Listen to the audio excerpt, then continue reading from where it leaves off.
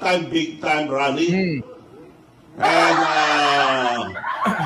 nagigiusap ako sa lahat ng religious organization, lahat ng nagmamahal sa ating bansa, lahat ng ayaw sa katiwalian, graft and corruption.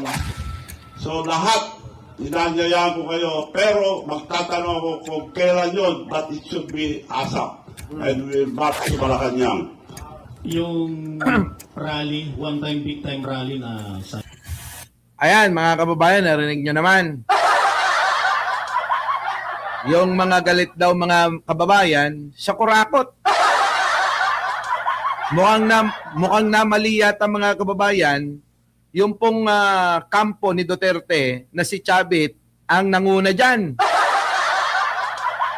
Sabi ni Chavit, yung mga galit sa korupsyon, kaso mga kababayan, mukhang nabaliktad.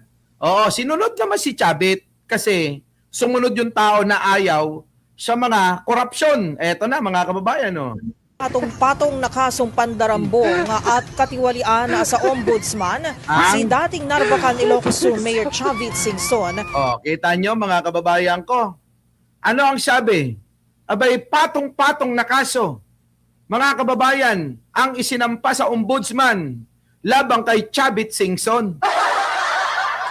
So ngayon, mga kababayan ko, mukha nga namang sumunod yung taong bayan. Kasi ang panawagan niya ayaw sa korupsyon.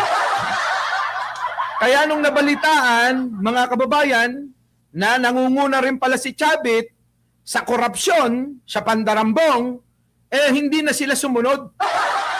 Haharap ngayon sa patong-patong na kasong pandarambong at katiwalian sa ombudsman si dating Narvacan Ilocos Sur Mayor Chavit Singson kasama ang 12 pang kasabwat umano nitong opisyal. Para sa mga detalye. Kita nyo mga kababayan ko, patong-patong, ang dami nun. Di ba? So ibig sabihin mga kababayan, sumunod naman ang taong bayan. Ayaw namin ng korupsyon. Ikaw na nagsasalita. Numero 1 kang kurakot. Hindi na nga pumunta yung mga tao kasi ayaw nga